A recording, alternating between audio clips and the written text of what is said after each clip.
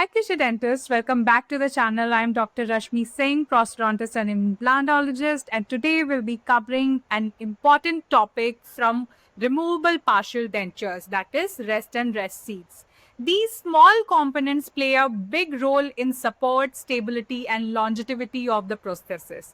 Whether you are a dentist student or just revising the key concepts, this video will give you a clear and concise understanding. So let's get started. Let's start with the definition. What are rest and what are rest seats?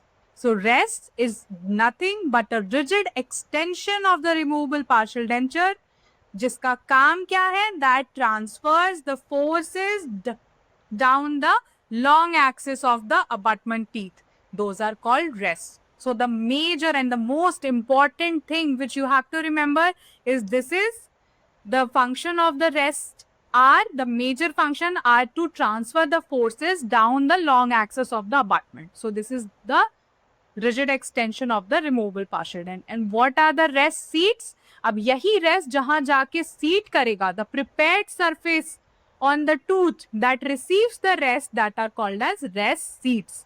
So I hope it's clear what are rest and what are rest seats.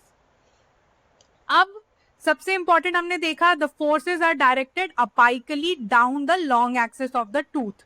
अब ये कैसे करते हैं? कैसे अब forces को down अपाइकली तो किया, बट अपाइकल कहाँ पे वो डेसिपेट होगा? So these stresses are absorbed by the fibers of the periodontal ligament without damaging the ligament or the supporting bone. So this is the most important function of the rests and rest seats. अब function हमने एक function देख लिया, that is directs the occlusal load to the abutment teeth. The second function is to maintain the component in the planned position. So जो भी component जो भी हमने अभी तक पढ़ रखा है, जो भी RPD के components होते हैं, major connector, minor connector, everything, सारी components को planned position में maintain करने का भी function होता है rest and rest seats का. Third is to maintain the established occlusal relationship.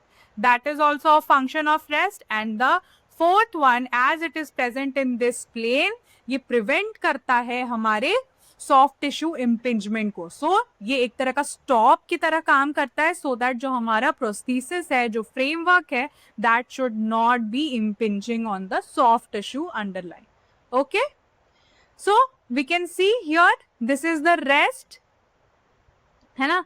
And this is the rest seat which is prepared on the tooth surface, जो कि accommodate कर सकता है that amount of rest, and this provides a vertical support. अब classification of rest. अब rest को तीन तरह से classify किया गया है. First is based on the relation of the rest to the direct retainer. ये भी हम आगे डिटेल में पढ़ेंगे कि जिसमें होता है प्राइमरी या सेकेंडरी, जिसको ऑक्सिलरी रेस्ट भी कहते हैं. ठीक है. The another classification is based on the location of the rest. It could be occlusal rest, it could be incisal rest, or it could be cingulum or lingual rest. ये भी हम detail में पढ़ेंगे. Then again उसको shape के उस पे भी classify किया गया. It could be triangular in shape, boomerang in shape, cingulum shape, V shape, and conservative cingulum rest. अब ये जितने भी रेस्ट हैं, ये सारे हम इन लोकेशन वाले रेस्ट के अंदर ही सारा शेप्स भी पढ़ लेंगे. So let's start with first classification, that is primary and secondary rest. अब प्राइमरी रेस्ट क्या होते हैं? वो रेस्ट होते हैं जो कि एक क्लास असेंबली का पार्ट होता है. यानी कि प्राइमरी रेस्ट उन रेस्ट को कहते हैं जो कि डायरेक्ट रिटेनर का पार्ट होता है. जो मैंने components of removable partial denture बताया था, तो मैंने आपको ये बताया था कि एक क्लास असेंबली के अंदर बहुत सारे कंपोनेंट्स होते हैं, जिसमें से एक होता है रेस्ट. ठीक है. सो जो भी रेस्ट एक डायरेक्ट रिटेनर का पार्ट होगा उसको कहेंगे प्राइमरी रेस्ट. अब उसका काम क्या है? That prevents the vertical movement of the prosthesis towards the tissue, यानी कि सॉफ्ट टिश्यू इंपिंजमेंट को रोक रहा है और प्रोस्थेसिस के वर्टिकल मूवमेंट को इनहिबिट कर रहा है. And that helps transmit the force to the supporting teeth. So that is primary rest. And secondary या ऑक्सिलरी रेस्ट किसको कहते हैं? whichever rest that is used as a direct retainer. Okay, so the primary rest is the one जो कि direct retainer के साथ होता है और ऑक्सिलरी रेस्ट जो कि इनडायरेक्ट रिटेनर के साथ होता है. So used as indirect retainers in extension base RPDs. Extension base यानी क्लास 1 या क्लास 2 कैनेडीज क्लास 1 की बात हो रही है, या फिर लॉन्ग स्पैन क्लास 4 हो, उन जगह पे हम इनडायरेक्ट रिटेंशन के लिए भी रेस्ट प्रोवाइड करते हैं. That is placed either anterior या फिर पोस्टीरियर. जब हम इनडायरेक्ट रिटेंशन पढ़ेंगे तो ये थोड़ा ज्यादा समझ में आएगा कि जो फल्क्रम लाइन हम ड्रॉ करते हैं उसके या तो एंटीरियरली या पोस्टीरियरली प्लेस किया जाता है उसको, सो दैट विल उसको लिफ्ट अप होने से प्रिवेंट करता है. ठीक है. और रोटेशन जो placed anterior posterior to the axis of rotation to prevent the basis from lifting away from the underlying ridge. तो प्राइमरी रेस्ट का काम है कि वो नीचे प्रोस्थेसिस को जाने से वर्टिकल मूवमेंट रोकता है, और ऑक्सिलरी रेस्ट का काम है कि उसको लिफ्टिंग अप को रोकता है. ठीक है. प्राइमरी रेस्ट जो है वो डायरेक्ट रिटेनर का पार्ट है और सेकेंडरी रेस्ट जो है वो इनडायरेक्ट रिटेनर का पार्ट है. So I hope it is clear. The next one are the occlusal rest जो कि हमारे मोलर्स और जो पोस्टीरियर टीथ होते हैं उनमें दिया जाता है. The second is the lingual और सिंगुलम रेस्ट जो कि मोस्टली मैक्सिलरी कैनाइन्स में ही दिया जाता है, क्योंकि उन्हीं के पास इतना इनामल सरफेस होता है कि हम उसके अंदर रेस्ट ही प्रिपेयर कर सकते हैं. इसीलिए मैंडिबुलर कैनाइन में भी कई बार हमें वो चीज नहीं मिल पाती है. सो द सिंगुलम और the lingual rest are mostly given in the maxillary canines. And third one is the incisal rest जो कि आगे के एंटीरियर टीथ में प्रोवाइड किया जाता है. ठीक है. Let's start with the occlusal rest. As you can see in the picture, it's an rigid extension of removable partial denture that contacts the occlusal surface of a teeth or restoration. उसको occlusal rest कहते हैं. And जो occlusal surface होता है that is commonly prepared to receive this rest. यानी कि उसके ऊपर रेस्ट सीट बनाई जाती है ताकि ये occlusal rest वहां जाके पोजिशन किया जा सके. अब कुछ इंपॉर्टेंट पॉइंट्स हैं जो कि आपको समझने चाहिए, वो सारा मैंने इस एक स्लाइड में लिख दिया है. ठीक है. So the first one is कि the outline of the occlusal rest जो होता है that should be rounded triangular shape, जो कि यहाँ पे आपको देखने को मिल रहा है, that is rounded triangular shape. Okay. उसके बाद जो बेस होता है ट्रायंगुलर शेप का that should be at least 2.5 mm and approximately 1/3 of the buccolingual width. अब ये जो टूथ का buccolingual width है उसका कम से कम 1/3 होना चाहिए इन डायमेंशन. एंड जो फ्लोर होता है यानी कि this we are talking about this floor, तो इसमें फ्लोर स्ट्रेट नहीं होगा.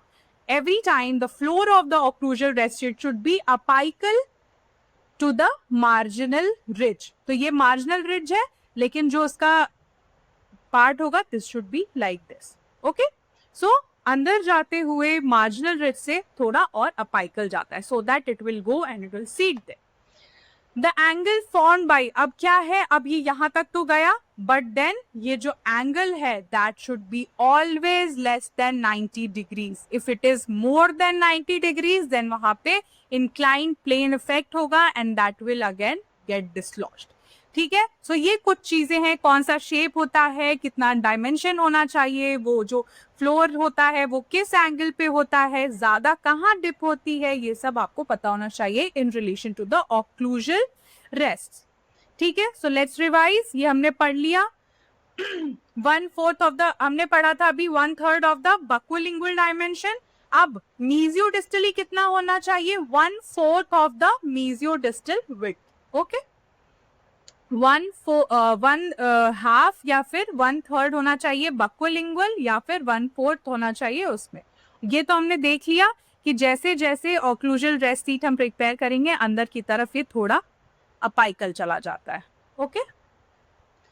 अब नेक्स्ट वन इज लिंगुअल और सिंगुलम रेस्ट. ये क्या होते हैं, it's a portion of removable partial denture that contacts the prepared recess in the cingulum of the tooth. ठीक है.